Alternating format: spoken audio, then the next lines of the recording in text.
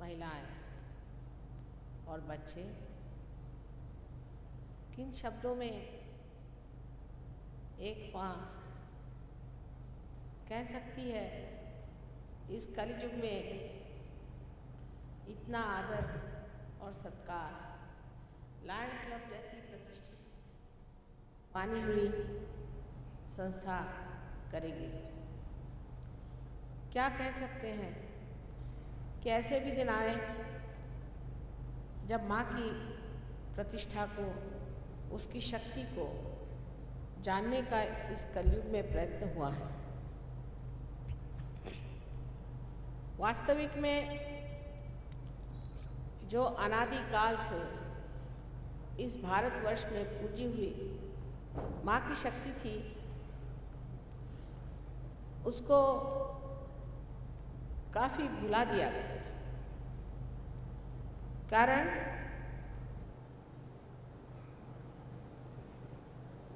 जो परिपाठी से चलाया था उसमें लोगों को कोई सत्यता मालूम नहीं पड़ी। शक्ति है तो कहाँ है? लोग कहते हैं कि परमात्मा की शक्ति सर्वव्यापी है, सो कहाँ है? उसका कोई परिणाम दिखाई नहीं देता, उसकी कोई क्रिया दिखाई नहीं देती। फिर ऐसे शक्ति पर क्यों विश्वास किया जाए? किंतु इतने वर्ष बीतने पर भी आज हम लोग अष्टमी और नवमी को बहुत मानते हैं। हजारों वर्ष पहले की बात है जब अष्टमी में और नवमी में देवी ने महत् कार्य किए थे, संहार किए थे, राक्षसों को मारा था और भक्तों की रक्षा की थी। उसको आज भी हम जोर शोर से मानते हैं और देवी की भक्ति करते हैं। लेकिन इस पर भी एक निगाह शक की जरूर पड़ जाती है। लोग सोचते हैं कि क्या ये सब यूं ही एक परंपरागत हमारी गतिविधियां हैं या इसमें कोई अर्थ भी है?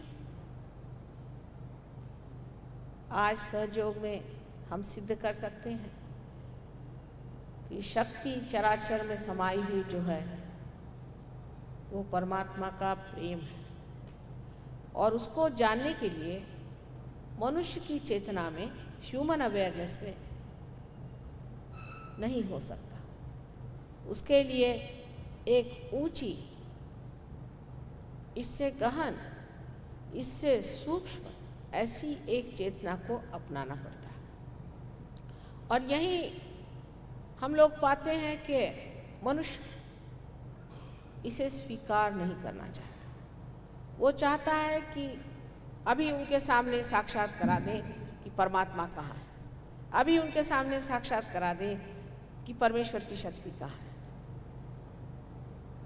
इसीलिए बचपन से ही मुझे मालूम था कि एक ऐसी चीज़ ढूंढ के निकालनी चाहिए कि जिससे सामाजिक तौर से आमास लोगों को आत्म साक्षात्कार।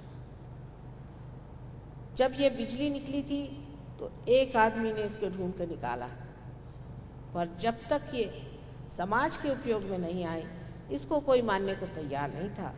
उसी प्रकार ये जो क्रिया है जिसे हम कुंडलिनी का जागरण कहते हैं, जो अनादिकाल से हमारे देश में कार्यान्वित था और किया जाता था बहुत गुप्त रूप से, बहुत ही सीमित लोगों के लिए, उसे हमें समाज के लिए देना पड़ेगा। आज समाज की स्थिति द्विधा और भ्रांति में पड़ी हुई है। समाज को यह समझ में नहीं आता है कि पाश्चिमात्य संस्कृति ठीक है कि पौर्वात्य की। उसके ये समझ में नहीं आता है कि जो कुछ हमने परमात्मा के बारे में सुना है वो ठीक है या गलत है। पौर्वात्य में तो इस कदर हानि हुई है कि लोग भूत प्रेत में भी विश्वास करने लग गए हैं और वहाँ पर सैटन के भी चर्च बन गए, ब्लैक मैजिक के भी चर्च बन गए। अपने देश में भी बहुत सी गड़बड़ियाँ हुई हैं और उन गड़बड़ियों में मनुष्य ऐसा उलझ गया है कि उसको समझ में नहीं आता कि सत्य क्या और असत्य क्या। इसमें सही रास्ता कौन सा, गलत रास्ता कौन सा है। जैसे साइंस एक ठोस चीज़ है, सामने आंखों के सामने आपको दिखाई देती है, मनुष्य चेतना में ही उसी प्रकार परमात्मा भी जब तक ठोस तरीके से मनुष्य को दिखाई नहीं देगा, वो मानने के लिए तैयार नहीं कि परमात्मा है।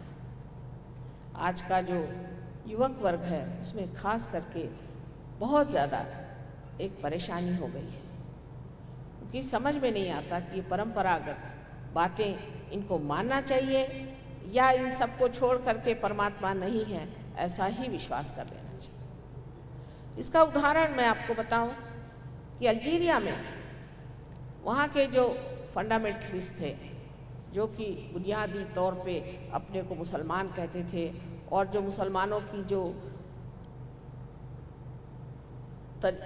एक नई उन्होंने शरीयत के तौर पे जो नई चीज़ प्रणाली चला दी है उसको चलाने वाले थे, उससे घबरा करके बहुत से लोगों ने सोचा कि हम कम्युनिस्ट बन जाए तो अच्छा है। और इस तरह के 500 लोगों ने एक गुप्त रूप से वहाँ एक कम्युनिस्ट की एक पार्टी बनाई। उनमें से एक साहब किसी तरह से लंदन पहुँचे। ये लोग सब बड़े बुद्धिमान, प्रोफेशनल्स, पढ़े लिखे डॉक्टर्स और आर्किटेक्ट्स, इंजीनियर्स, बहुत विद्वान लोग थे। और जो महाशय हमारे पास आए वो एरोनॉटिकल इंजीनियर थे। जब वो हमारे पास आए तो वो मुमुक्षु की दृष्टि से नहीं, पर देखने के लिए कि क्या गड़बड़ है इसमें, कहाँ सही है कहाँ गलत है। और आश्चर्य की बात यह है कि एक क्षण में वो पार हो गए और एक क्षण में उनको ये चारों तरफ फैली हुई रूहानी डिवाइन जो शक्ति है उसका एहसास हुआ। उसको उन्होंने जाना।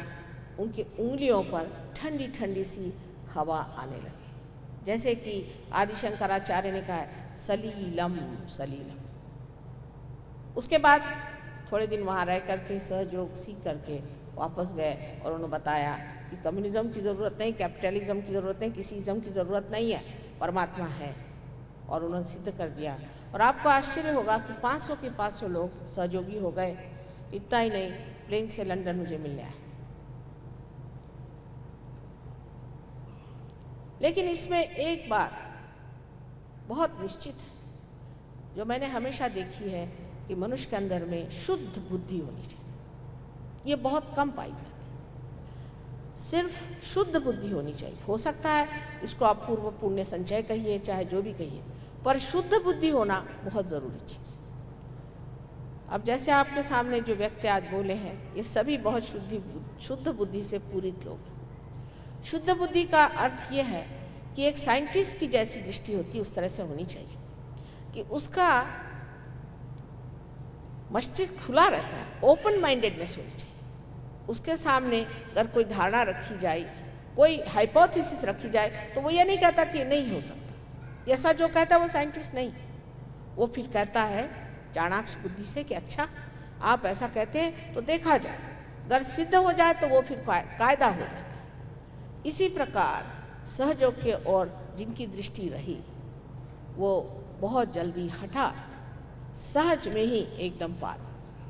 लेकिन जिनकी दृष्टि में बेकार की कुतूहल, बेकार का अहंकार, बेकार की उनकी कुसंस्कार भरे हुए हैं, उनको ज़रा समय लगा लेकिन हुए सब पार। कोई लोग मुझसे ये भी कहते हैं कि माँ कुछ लोग जल्दी क्यों पार हो जाते, कुछ लोगों को इतना समय क्यों लगता है। किसी किसी पर तो हाथ तोड़ने पड़ते हैं। बंगाल की तो क्या कहने, मैंने कितने बार कहा है कि ये बंगाल महान पुण्यवान देश है और इस पुण्यवान देश में अत्यंत पुण्यात्मा ही पैदा होने चाहिए। इसमें लोग ये सोचते हैं कि माँ हम तो इतने गरीब हैं, यहाँ इतनी हमारे अंदर गरीबी आई। उस गरीबी का क्या कारण है? उसका एकमेव कारण यह है कि आपने परमात्मा छोड़ करके जो परमात्मा नहीं ऐसे लोगों का अनुसरण किया, जो परमात्मा के विरोध में हैं ऐसे लोगों का अनुसरण किया। जो यहाँ हजारों तांत्रिक बैठे हैं, इनको उठाकर आप फेंक दीजिए, आपके देश में लक्ष्मी आ जाएगी। ये अलक्ष्मी के कारणभूत है। मैं तो खुलेआम इनके लिए कहती हूँ कि हर एक तांत्रिक को उठा करके यहाँ से फेंक देना चाहिए। आप देखिए यहाँ लक्ष्मी जी आ जाएंगी, क्योंकि लक्ष्मी जो है वो किसी भी भूत प्रेत स्मशान से बहुत दूर भागती। हम ही खुद ऐसे, अगर कोई तांत्रिक हो तो वो हमारे सामने घबराता है और हम चाहते नहीं कि हम किसी तांत्रिक से मिलें। ये जो यहाँ तांत्रिक विद्या शुरू हुई है, इसका कारण ये है कि ये तांत्रिक लोग जानते हैं कि ये देश अत्यंत पुण्यवान है, और अगर ये देश जाग उठेगा तो सारा संसार बंगाल की जो भूमि है उसे बह लेगा। इसलिए यहाँ जम के बैठे हुए हैं, और आप लोगों ने इनको इतना सर पे चढ़ा रखा है, इनका इतना मान दे दिया है कि देवी यहाँ से उठ गई। यही प्रकार हमने देखा कि केरला में यही प्रकार है। जिस जगह तांत्रिकों का इतना महात्म्य होगा वहाँ कभी भी अमीरी नहीं आ सकती, वहाँ कहीं भी प्रॉस्पेरिटी आ ही नहीं सकती। अब आप कहेंगे कि फिर अमेरिका में क्यों है? अमेरिका की जो हालत है वो हमसे पूछे, कर्जे में बैठे हुए उन लोगों की हालत वहाँ रहने से पता होती है कि किस कीचड़ में घुसे हुए ये लोग हैं। इनसे कुछ हमें सीखने का नहीं, इनके पास कोई भी सभ्यता नहीं, ना ये अपनी माँ बाप को जानते हैं, ना माँ बहन को जानते हैं। इनकी गंदी बीमारियाँ इतनी हो गई हैं, तो भी अभी इनकी अक्ल नहीं आई है कि कायदे से रहना चाहिए और धर्म पे चलना चाहिए। इनमें कोई धार्मिक भावना नहीं। साइंस के इसमें भी जो इन्होंने पता लगा के रखा है, वो एक भूत बना के रखा है बॉम्ब का, और उधर दूसरा रशिया ने बना के रखा है, और दोनों एक दूसरों को चढ़ा रहे हैं, और दोनों जो बनाया हो उसी से डरते हैं। ऐसे महामूर्खता के काम जिन्होंने किए हुए हैं, उनको क्या फ़ायदा है? साइंस मिलकर के भी उन्होंने कौन सी अकल की बात की है? आज सारे संसार को एक भय बैठा हुआ है कि दूसरा युद्ध शुरू हो जाएगा अगर ये दो मूर्ख देश आपस में लड़ाई करेंगे।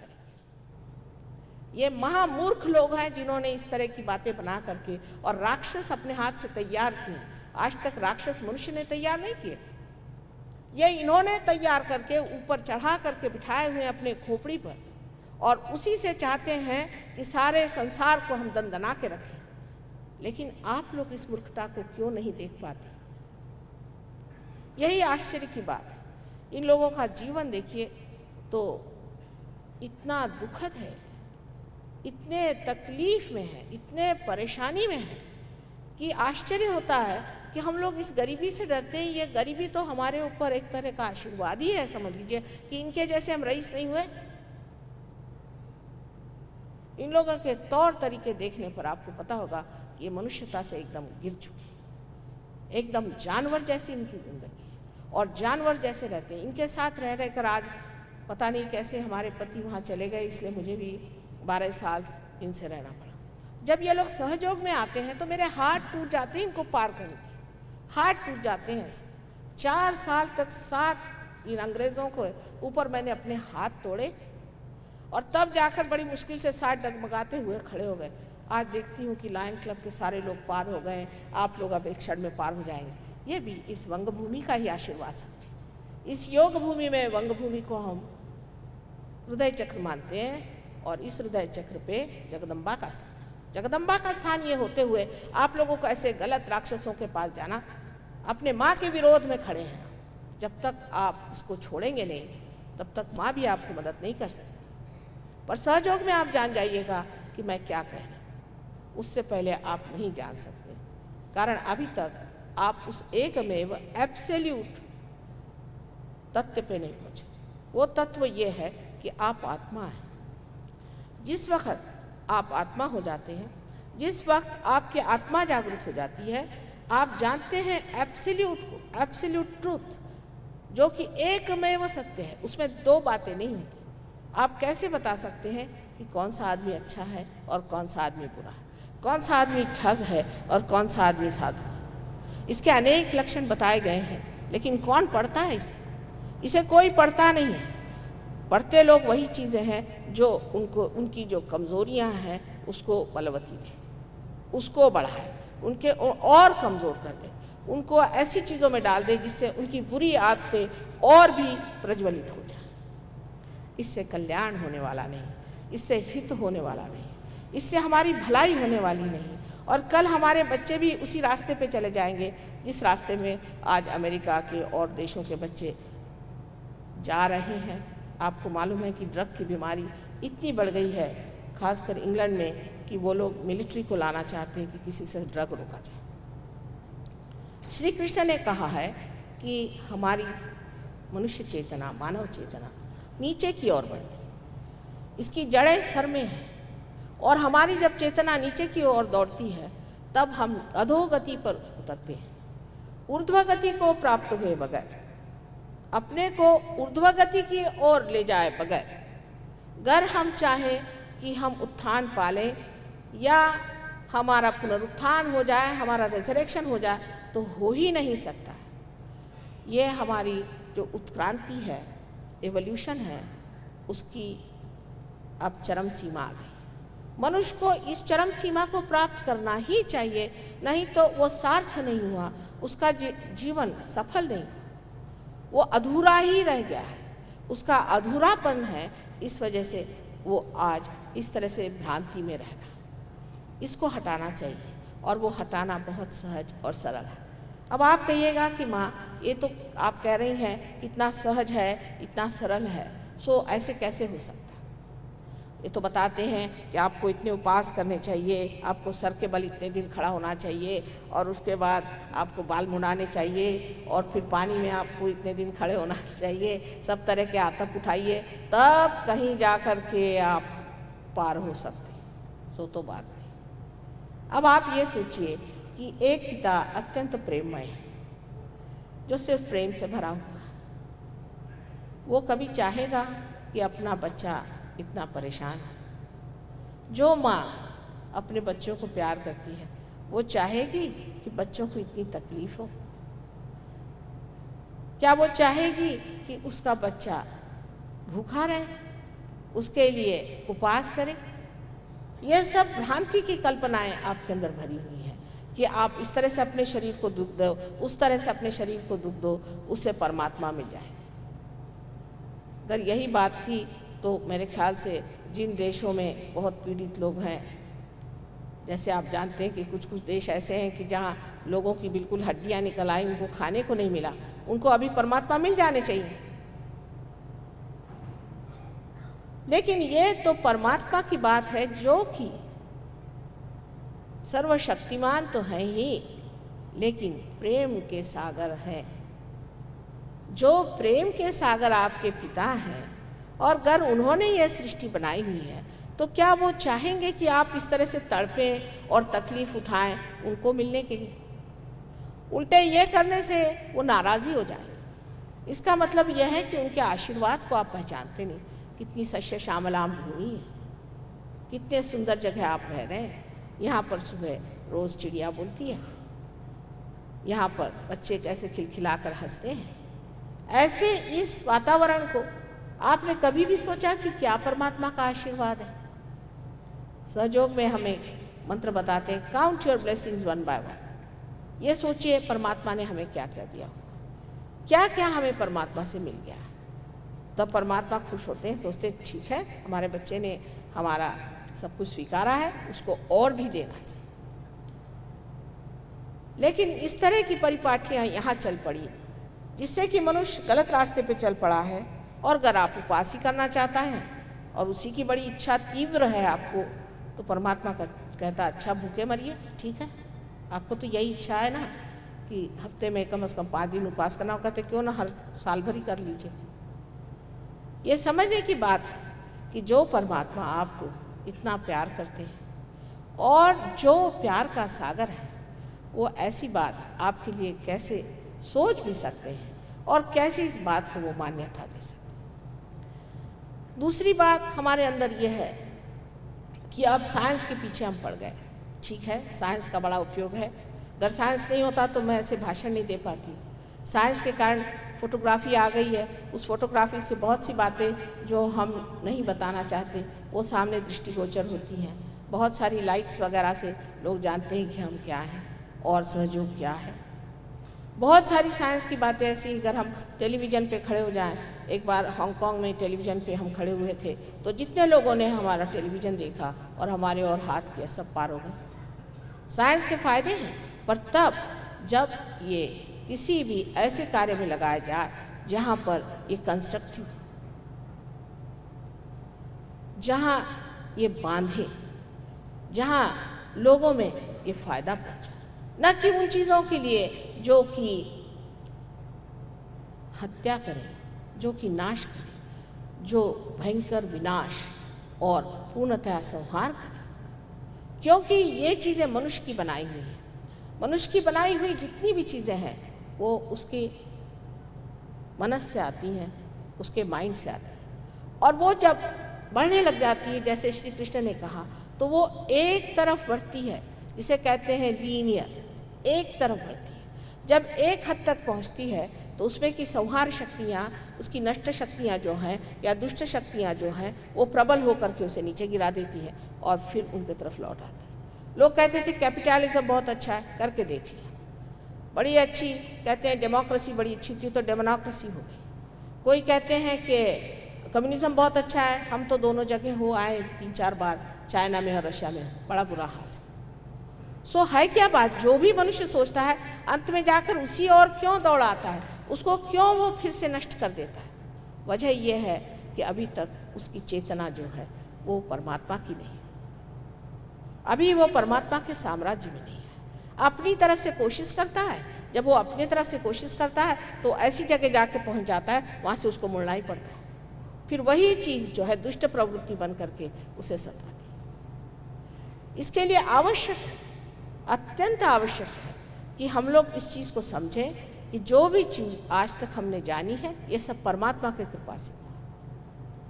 उन्होंने हमें ये चीज़ जानने की शक्ति दी कि आज ऐसा समय आ गया है जहाँ सारे संसार का परिवर्तन करने का है। उसके लिए साइंस से पाई हुई चीज़ें, भक्ति से पाई हुई चीज़ें, और जो कुछ भी संत साधुओं ने लिख दिया है, जो भी कुछ बड़े बड़े अवतारों ने संसार में कार्य कर दिया है, सबका उपयोग परिवर्तन के लिए होना चाहिए, ऊर्ध्व गति के लिए होना चाहिए। अधोगति इसलिए हो गई है क्योंकि हमने ऊर्ध्व गति की तरफ नज़र नहीं रखी कि एक दिन हमको ऊर्ध्व गति प्राप्त हो। इस नाम पर और इस विचार पर अनेक तार्किक भी निकल आए जो तर्क लगाते बैठते हैं। परमात्मा के बारे में आप कोई तर्क नहीं कर सकते, क्योंकि ये एक जीवंत शक्ति है, ये जीवंत क्रिया है। जीवंत क्रिया के बारे में आप क्या बता सकते हैं कि एक फूल से फल कैसे हो जाता है? क्या आप बता सकते हैं कि एक साधारण बीज अगर आप ज़मीन में बो दीजिए तो उससे इतना बड़ा वृक्ष कैसे तैयार होता है?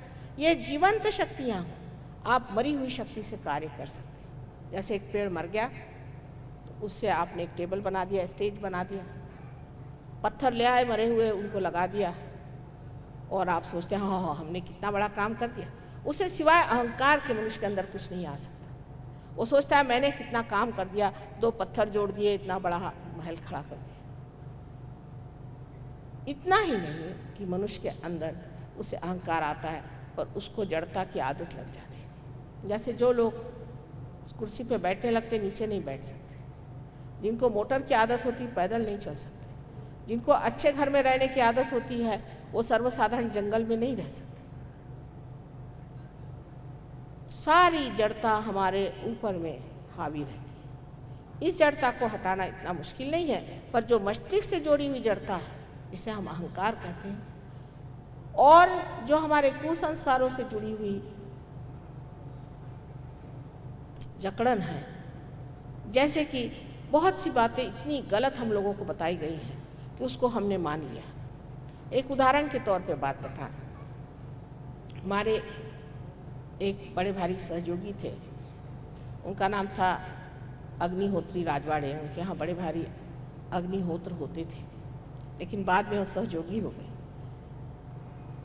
एक दिन हमारे पास आया और हमें कहने लगे कि माँ हमें प्रोस्टेट ग्लैंड की बड़ी तकलीफ़ है। हमने कहा हो ही नहीं सकता, आपको प्रोस्टेट ग्लैंड की तकलीफ़ क्यों हो गई? क्योंकि आप तो इतने बड़े गणेश भक्त हैं और श्री गणेश ही उसको देखते हैं प्रोस्टेट ग्लैंड को, तो आपको प्रोस्टेट ग्लैंड की कैसी तकलीफ़ हो सकती है? कहले नहीं माँ, डॉक्टर कहते हैं कि ऑपरेशन ज़रूरी है, बहुत सीरियस मामला। मैंने कहा हो नहीं सकता। उस दिन मैंने जाने लगे जब, तो मैंने कहा अच्छा प्रसाद तो लेते जाइए, तो मैंने उनको चना पकड़ा तो इधर उधर देखने लगे। मैंने कहा बात क्या? कहले हाँ संकष्टी है, आज मेरा उपवास है। मैंने कहा अच्छा बैठ जाइए आप। अब समझ गए प्रोस्टेट ग्लैंड क्यों खराब हो। आपका संकष्टी का उपवास है ना? संकष्टी किस दिन मनाई जाती है? कहले जिस दिन श्री गणेश का जन्म हुआ। अगर आपके घर में लड़का पैदा होगा तो क्या आप उपवास करेंगे, सूतक करेंगे? ये किसने बताया आपको कि जिस दिन श्री गणेश का जन्म हुआ उस दिन आप सूतक करिए? कहले हाँ ये बात तो है। मैंने कहा अभी चना खाइए आप। चना खाया, आप विश्वास नहीं करेंगे, लेकिन वो जब वापस गए तो उनका प्रोस्टेट ठीक। अब ये देवी देवताएं हमारे चक्रों पे बैठे हुए हैं सूक्ष्म में, ये सूक्ष्म का ज्ञान है। इसके बारे में बताने लगे तो लोग कहेंगे बस बस रहने दीजिए, ये तो हमने सब सुना हुआ है, ये कुछ सच नहीं। लेकिन अब उसका ज्ञान जो है वो सिद्ध हो सकता है। जिस वक्त कुंडलिनी ऊपर चढ़ती है और जब वो रुक जाती है तो आपको इन देवी देवताओं के नाम लेने पड़ते हैं। जैसे जगदम्बा का जो स्थान है वो हमारे स्टर्नम बोन के पीछे में, जिसे हम हृदय चक्र कहते हैं, वहाँ पर है। इसको और बहुत से लोग अनहत भी कहते हैं, अनहत चक्र, क्योंकि ये जो आवाज़ है हृदय की, इसको अनहत इसलिए कहते हैं कि इसमें कोई दूसरी चीज़ से टकरा करके आवाज़ नहीं निकलती, अपने आप निकलती है, विदाउट परकशन। वो यहाँ पर हृदय में रीढ़ के पीठ की तरफ ये चक्र है, उसी से हमारा स्टर्नम बोन चलता है। और 12 साल की उम्र तक हमारे स्टर्नम बोन में आप लोग जानते होंगे कि एक इस तरह की शक्तियाँ तैयार होती हैं जो कि सारे शरीर में फैल जाती हैं। और जब ये एंटीबॉडीज़ ये जब तैयार हो जाती हैं तो वो कोई सी भी बाहरी शक्ति उसमें आ जाए तो उससे लड़ती है, उससे झगड़ती है और उनको नष्ट कर देती है। जैसे कोई आदमी है कहीं बीमारी की जगह पहुंचा और उसको बीमारी पकड़ना चाहती तो ये लड़ती है उनके साथ, इसीलिए ज्वर आ जाता है।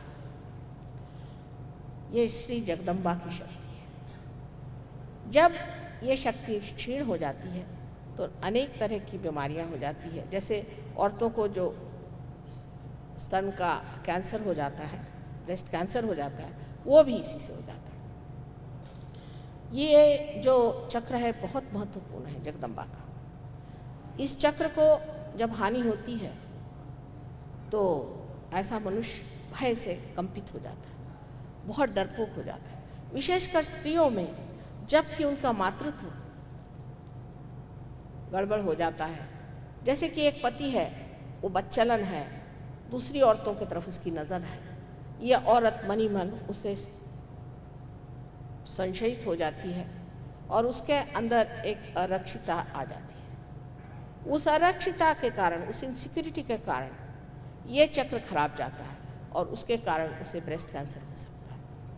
अब आप सोचिए कि कितनी ये सूक्ष्म बात है, लेकिन ऐसी कहा जाए कि देखिए स्त्री को सुरक्षित रखिए, यह आपकी पत्नी है, आपकी पत्नी है, दूसरे की नहीं। आप अपनी पत्नी का आनंद नहीं दे सकते, अपने पत्नी को आप ठीक से नहीं रख सकते हैं तो आप बेकार, आपके अकल ही कम है। जो चीज़ आपकी है, आपकी मोटर है, आप उसको ना इस्तेमाल करते हो, रास्ते के बसेस को देखते फिरिए तो आपको लोग क्या कहेंगे, पागल है या क्या?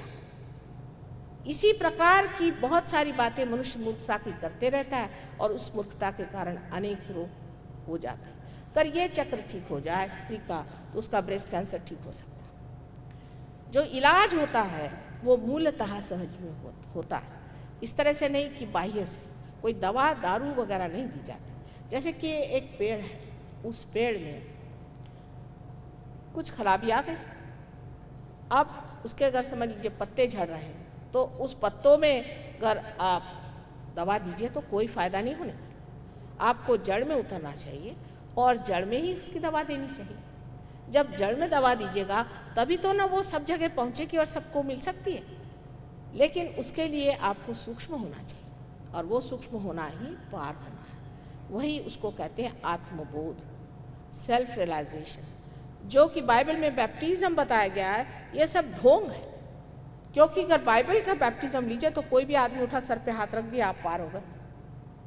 इसी तरह से हमारे यहाँ जो यज्ञोपवीत पहनाते हैं वो भी दूसरा ढोंग है, वो भी वही चीज़ है जिसको द्विज कहते हैं, जिसे ब्राह्मण कहते हैं। वो सिर्फ ब्रह्म को प्राप्त होने के ही बाद ब्राह्मण माना जाता है। अगर उसने ब्रह्म को प्राप्त नहीं किया तो झूठ मूठ में सर्टिफिकेट लगा के घूम रहा है, किसी आदमी ने आके यज्ञ उपवित बना दिया, न वो ब्राह्मण था न आप ब्राह्मण। आप लोग बुरा न मानिए, लेकिन जो सत्य है सो मैं आपसे कह रही हूँ। इसके उदाहरण के लिए आप देखिए गीता किसने लिखी। गीता का लिखने वाला व्यास महाब्राह्मण माना जाता है, लेकिन उसके बाप का पता नहीं। माँ उसकी एक मछुआरिन थी। वाल्मीकि ने रामायण लिखी। जानबूझकर परमात्मा ने ऐसे लोगों से ऐसे महत् कार्य किए कि आपको सिखाया जाए कि ये सब फालतू ढकोसलेबाजी में आप अपने को ब्राह्मण समझ लीजिए तो ब्राह्मण नहीं होंगे, आप अपने को कुछ समझ लीजिए तो वो नहीं होंगे। आप जो हैं सो आपकी जाति जो है वो आपकी इच्छाएं, आपकी एप्टीट्यूड्स पे, जो देवी के लिए कहा गया कि या देवी सर्वभूतेषु जाति रूपेण संस्थिता, वो जाति जो है वो आपकी एप्टीट्यूड है।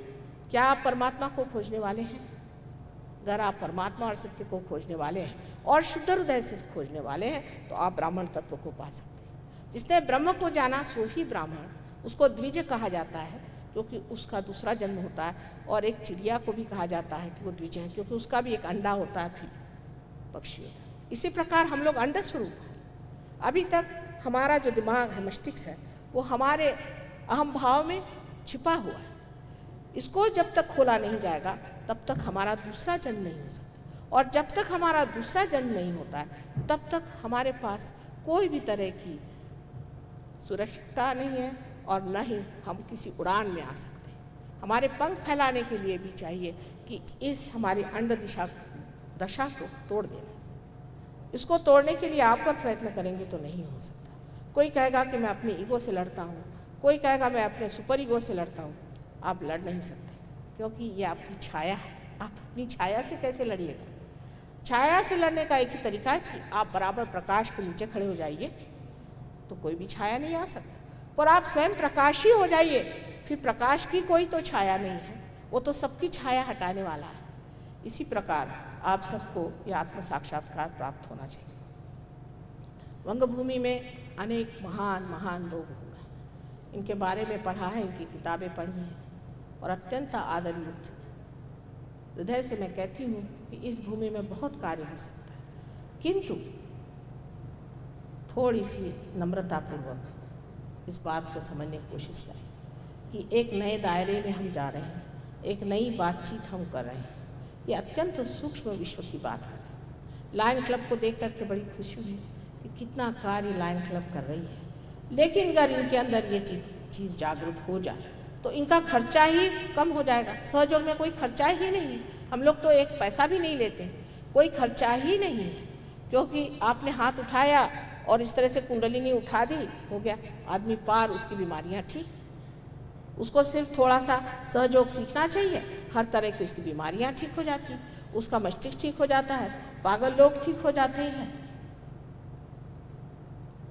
तो जो चीज़ें इतनी दुर्भर लगती हैं और इतनी दुर्धर लगती हैं और इतनी परेशानी में डाल देती है, वो सारी चीज़ें हठात एक क्षण भर में सहज में ठीक हो सकती है। इसमें लक्ष्मी जी का भी वरदान मिलता है, क्योंकि लक्ष्मी जी भी हमारे एक चक्र में बैठी हुई हैं। और कल मैं इसके बारे में आपको बताऊंगी कि लक्ष्मी जी का कितना बड़ा वरदान आपको मिल सकता है। अब इस देश में बड़ी गरीबी है, लोग कहते हैं ये देश बड़ा गरीब है। इसका कारण यही है कि हमारे योग को, हमारी परंपरा को छोड़ करके हमने न जाने कौन सी, न पाश्चिमात्य पौरात्य कहीं लटकती हुई ऐसी जो हमने स्थिति ले ली है, उससे बदल करके ये जानना चाहिए कि हमारा धरोहर है, ये हमारा हेरिटेज है, इसे हमें पाना है और इसमें ही जागना है और इसी में राज करना है। सारा संसार आपके पैर पे लौटेगा। आपको आश्चर्य होगा कि सहयोग पाश्चिमात्य देशों में ज़्यादा जोर पकड़ता है, क्योंकि वहाँ लोगों की बुद्धि ज़्यादा तीक्ष्ण हमसे है। और इतना ही नहीं, वो परेशान हो गए, वो तंग आ गए हैं दुनिया से, उनको उस दुनिया से बिल्कुल भाग जाना चाहते हैं। कितने ही लोग सुसाइड करते हैं। जितने भी देश अत्यंत धनवान हैं, जैसे स्विट्ज़रलैंड है, नॉर्वे है, स्वीडन है, सबसे धनवान देश हैं, वहाँ पर कंपटीशन लगता है, आपस में स्पर्धा लगती है कि सबसे ज़्यादा कौन सुसाइड करता है। वही हालत यहाँ आने वाली है अगर आपको धन संपत्ति मिल जाए और परमात्मा न मिले। परमात्मा के बगैर कोई सी भी चीज़ लेना धोखे की बात है। मनुष्य में कोई कंट्रोल ही नहीं रह जाता और उपभोग उसका नहीं कर सकता। जिस मनुष्य के पास संपत्ति हो और परमात्मा का आशीर्वाद नहीं हो, वो आदमी उसका उपभोग नहीं कर सकता। वो कोई ना कोई गलत रास्ते में जाकर अपना सत्यानाश कर देगा। समाधान नाम की चीज़ ऐसे आदमी के पास आ नहीं सकती। कल आपको सारे चक्रों के बारे में मैं व्यवस्थित रूप से समझाऊंगी, लेकिन ये सारी बातें समझाने से पहले मुझे बताना है कि इसकी कोई ज़रूरत है नहीं। समझ लीजिए आज आपसे इस कमरे में आते ही कोई कहे कि अच्छा भाई बिजली कैसे जलाएं, तो कहेंगे वो बटन है जलाइए सारी बिजलियां जल जाएंगी। ऐसा ही आपके अंदर पूरा इंतज़ाम, पूरी व्यवस्था परमात्मा ने कर रखी है, सिर्फ आपको मेंस से लगाना। अब आप कहेंगे कि ये बताइए कि बिजली का इतिहास क्या था, इसको किसने खोज के निकाला और इसका कौन से संस्थाओं से इसका संबंध है और ये कौन से ऑर्गेनाइजेशन से सारा चलता है, तो सरदर्द हो जाए। उसको सुनते सुनते सालों बीत जाएंगे। उससे अच्छा ये बाबा जल्दी से लगा लो, तुम्हारे करने वालों ने कर दिया काम। आप सिर्फ बत्ती जलाइए, काहे को सर फोड़ रहे हो। लेकिन इंसान को आदत है सीधे तरीके से खाना नहीं खाएगा, इधर से खाएगा। ये सारे समझाने से पहले आज आप लोग सब पार हो जाइए। बहुत शुभ अवसर है, नवमी का दिन, देवी का विशेष आशीर्वाद है नवमी के दिन। इसे पाइए और पा करके इस पे जमिए। जिस तरह से एक बीज से अंकुर निकलने के बाद वो तो सहज में ही अंकुर निकल आता है, उसको संभालना पड़ता है। ऐसे ही सहयोग में आपको आत्म साक्षात्कार होने के बाद भी उसे संभालना पड़ता है। जिस प्रकार एक दीप जलते ही उसको झंझावात से संभालना पड़ता है, उसी प्रकार अपने हृदय के दीप को भी आपको संभालना होगा और उसको बड़े संजो कर उसकी जोत ठीक करनी पड़ेगी। फिर इसी जोत से अनेक जोत आप जला सकते हैं। हम तो क्या हैं, ऐसे ही बीच में हैं जो कह रहे हैं और बता रहे हैं, क्योंकि इसका बताने वाला भी कोई चाहिए। जो कि हमने सूक्ष्म की बातें की हैं, ये समझाने के लिए डॉक्टरों से बात करनी थी तो थोड़ी डॉक्टरी भी पढ़ ली, फिर साइकोलॉजिस्ट से बात करनी थोड़ी साइकोलॉजी भी पढ़ ली। लेकिन इसको देखने के बाद लगता है कि अभी सब बच्चे ही हैं, इनको अभी बहुत कुछ जानना है, बहुत कुछ जानना है, क्योंकि अभी तक परमात्मा के साम्राज्य में नहीं आए। परमात्मा का साम्राज्य अत्यंत सुंदर, अत्यंत कुशल है। जो आपकी यहाँ सोचते हैं कि इलेक्ट्रिसिटी फेल हो जाती है, कहीं कुछ टेलीकम्युनिकेशन फेल हो जाता है, उनके साम्राज्य में कभी कुछ नहीं फेल होता, कोई भी चीज़ फेल नहीं होती। सब चीज़ इतनी बढ़िया और इतनी अचूक, उसमें कोई भी गड़बड़ आपको नहीं मिलेगी, कहीं भी कोई दोष आपको नहीं मिलेगा। आप आश्चर्यचकित होंगे कि यहाँ बैठे बैठे आप बता सकते हैं कि किसका क्या हाल है, और यहाँ बैठे बैठे उनका हाल आप ठीक कर सकते हैं। लेकिन उसकी धारणा करनी पड़ेगी, अंदर वो शक्ति लेनी पड़ेगी। आज किसी ने एक प्रश्न पूछा कि माँ सब लोग क्यों नहीं इतना पाते। मैंने कहा बात यह है, पाते तो बहुत लोग, लेकिन अगर आप गंगा जी में एक घाघर डालें तो घाघर भर सकती है, पर आप अगर पत्थर में पानी लेना चाहें तो कैसे लेंगे। जो लोग पत्थर हैं उनको पहले घाघर में ढालना पड़ेगा, तब कहीं जा कर के ये काम बनेगा। तो शुरुआत में जो जीवंत कार्य होता है वो ऐसा होता है कि पहले सरल कार्य कर लेता है, फिर उसके बाद जो कठिन कार्य बाद में करता है। इसलिए जो सरल सहज लोग हैं वो आसानी से पा जाते हैं। मैंने इनसे बहुत बार कहा कि कलकत्ते के शहर से उठ कर के आप अगर देहातों में घूमिए तो फटाफट यहाँ पर इतने लोग पार हो जाएंगे, इतने लोग पा लेंगे, क्योंकि गंगा की सस्य श्यामलाम भूमि, इस भूमि में तो न जाने कितना कार्य हो सकता है। इसी प्रकार मैं राजस्थान में गई थी। राजस्थान की भूमि एक कमाल की है, और जब मैंने देखा कि वहाँ पे जो गांव के लोग आते हैं उनमें इतनी श्रद्धा और इतना प्राप्त करने की अदम्य शक्ति। एक बार एक बैलगाड़ी से मैं जा रही थी, गांव में घूमना तो बैलगाड़ी में होता है, तो बैलगाड़ी में बैठा हुआ आदमी कबीरदास जैसी बातें कर रहा था। मैंने कहा हे देखो तो कबीर यहाँ कैसे बैठे बातें कर रहा है। मैं कहा भैया तुमने ये सब कहाँ से जाना? कहले माँ आप ही ने तो हमको पार कराया है और सब तो अंदर ही है, सब कुछ अंदर ही से बोल रहा हूँ, बाहर से तो मैं कुछ बोल नहीं रहा हूँ। मैं आश्चर्यचकित हो गई, एक बैलगाड़ी चलाने वाला आदमी इतनी परम समझदारी की, सूझबूझ की, विजडम की बात कर रहा है। मैंने कहा धन्य तुम्हारी और धन्य मेरी भारत माता, जहाँ पे ऐसे लोग हैं जो भी अब भी उस भक्ति में और उस शक्ति में विश्वास रखते हैं और अपनी अबोधिता का मान रखते हैं। परमात्मा आप सबको आशीर्वादित करे और आप लोग अभी थोड़ी देर में जितने लोग पार होते हैं हो जाइए और कल भी फिर ज़रूर आइएगा और अपने और इष्ट मित्र को लेके आइए। एक बात की क्षमा चाहते हैं कि हम लोगों को हॉल जो मिला है उसमें सब लोग, बहुत से लोग आना चाहते थे, आ नहीं पाए। उसकी वजह यह है कि आतंक सब दूर छाया हुआ है और पुलिस वाले डरते हैं कि कोई लोग मुझ पे ही ना गोली चला दें, इसलिए उन्होंने कहा कि बेहतर ये होगा कि आप किसी तरह से ऐसा हॉल रखें जहाँ इंतज़ामात अच्छे रहें। हालांकि हम अपने संरक्षण में खड़े हुए हैं, हमें किसी के संरक्षण की ज़रूरत नहीं, लेकिन उनका विचार है, उसको मान दे करके हम लोगों ने कहा अच्छा ठीक है, हॉल छोटा है उसकी माफ़ी चाहते हैं।